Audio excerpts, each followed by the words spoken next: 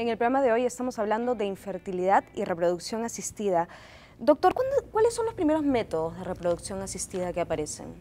Bueno, los primeros métodos que están relatados realmente, porque hay muchos que realmente ni los conocemos, es la inseminación intrauterina, ¿no? Es que consiste en obtener el esperma del varón, ya sea porque tuvo un problema de impotencia, ya sea porque tuvo un problema cuando consigue eyacular dentro de la vagina, y se colocaba dentro de la vagina de la mujer, en el momento que creíamos que estaba ovulando. ¿Pero eso desde cuándo ha ocurrido? La primera inseminación está descrita en 1790. Era un ginecólogo Hunter, que es inglés, que comenzó. Y ahí vemos que después han permanecido casi de 1700 hasta 1900, casi 200 años, usando el mismo método. No se avanzó realmente, no se da importancia. No sabemos si es porque no habían tantos casos de infertilidad como se ve ahora, ¿no? O porque simplemente no se da la importancia en el momento, ¿no? Y en el año, a partir de 1950 ya comienza la gran revolución de lo que decimos tratamiento de fertilidad. Pero en el caso de la inseminación solamente es cuando hay un problema en el hombre. O sea, si no hay, digamos, la mujer no tiene que tener ningún problema para que funcione el método, ¿no?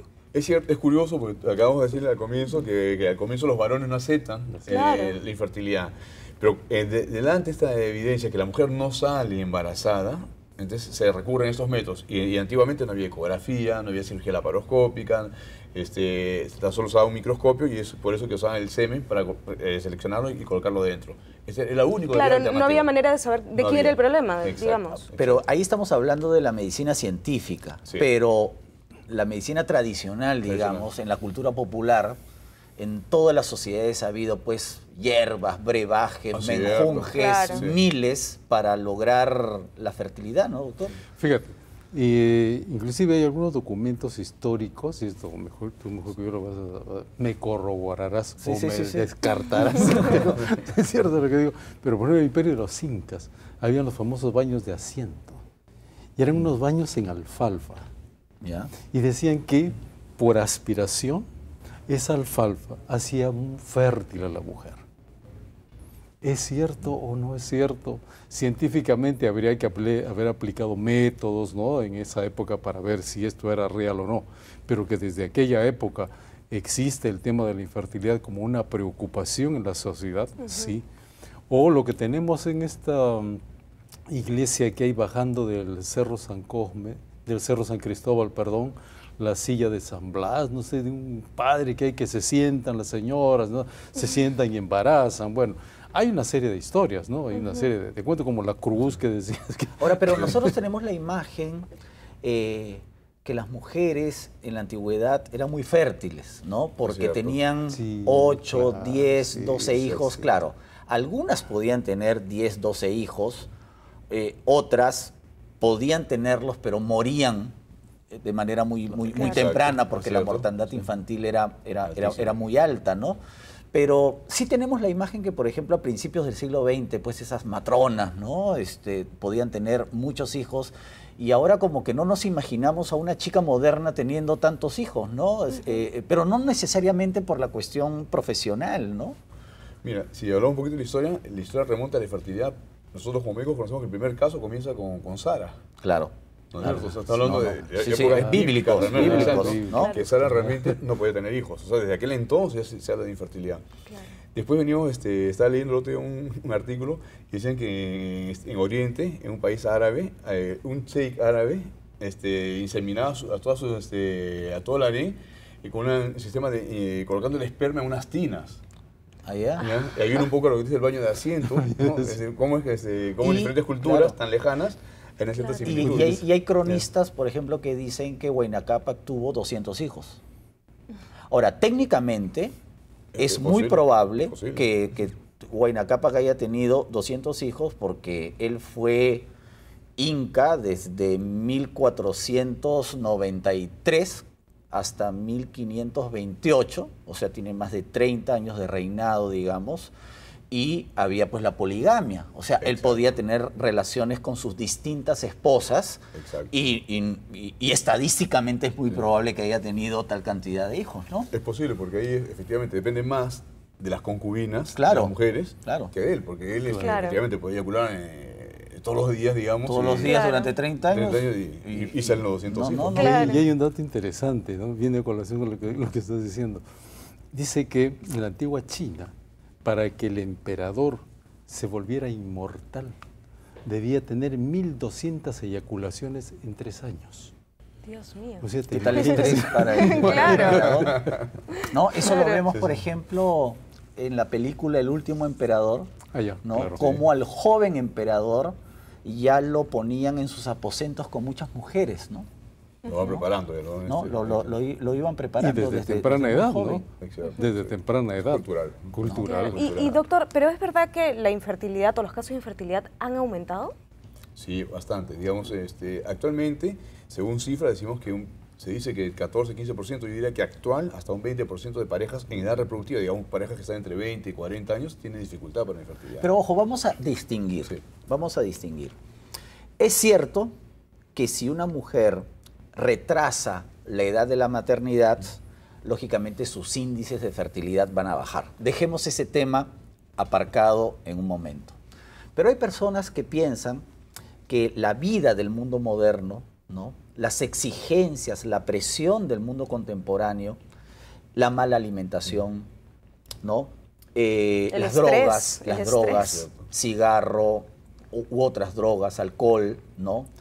Dicen que la contaminación ambiental, todo eso ha redundado en una merma de los índices de fertilidad. ¿Podemos sostener eso, doctor? Sí, fíjate, hay algo bien interesante que estabas mencionando, Melania.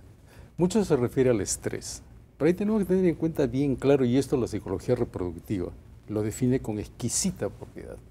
Tenemos un estrés que es el estrés cotidiano, el de la vida diaria, en el que estamos todos, ¿verdad? La presión cotidiana. La presión cotidiana. Claro. Pero hay un estrés visceral. ¿Ya? Hay un estrés neuroinmune, que en estos casos, tanto en varón como en mujer, influye.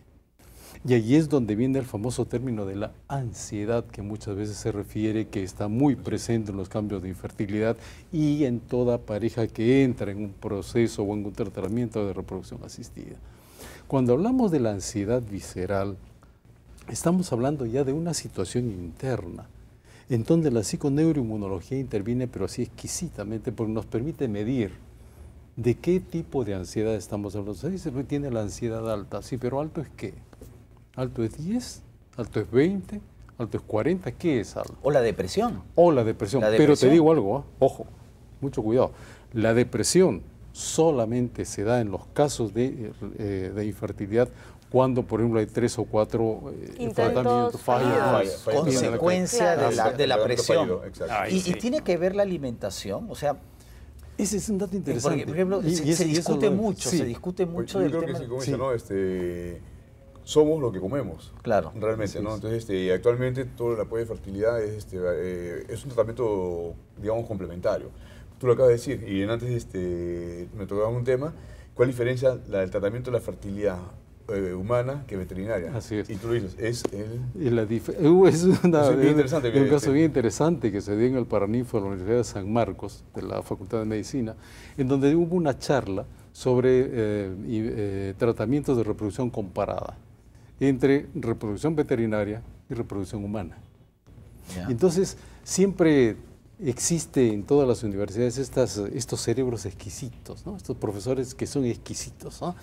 Y el doctor Luis Sáenz, que dijo una expresión sumamente interesante. La diferencia entre hacer un tratamiento de reproducción humana de uno de reproducción veterinaria es contar con el aporte de la psicología clínica.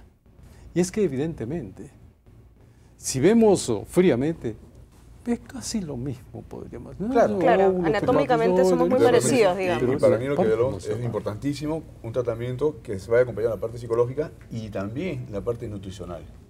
Claro. ¿no? Entonces creo que el tratamiento es bastante complejo, es ver a la pareja desde el punto de vista psicológico y qué es lo que más se alimenta. Hay personas que se alimentan muy mal y eso realmente puede llevar y eso redunda en todo, no solamente en la fertilidad. Pues, sin duda, en el estilo de vida. ¿no? Entonces, y las drogas, el alcohol redunda en todo, incluidos los índices de fertilidad. Y doctor, ¿la maca sirve o es un mito? No, la maca sirve. La maca sirve, está comprobado científicamente. Hay estudios que han sido realizados acá en la Universidad de Cayetano Heredia, donde comparaban espermatozoides de ratones, ya los que han sido tratados en dos grupos, uno con maca, el otro sin maca, y realmente cómo mejora la motilidad. Y eso lo hemos aplicado en humanos y realmente hay diferencias. Tanto que ahora en el mundo están importando, o sea, de acá se exporta y a él le importan la maca para agregar adentro esos componentes multivitamínicos para fertilidad, ¿no?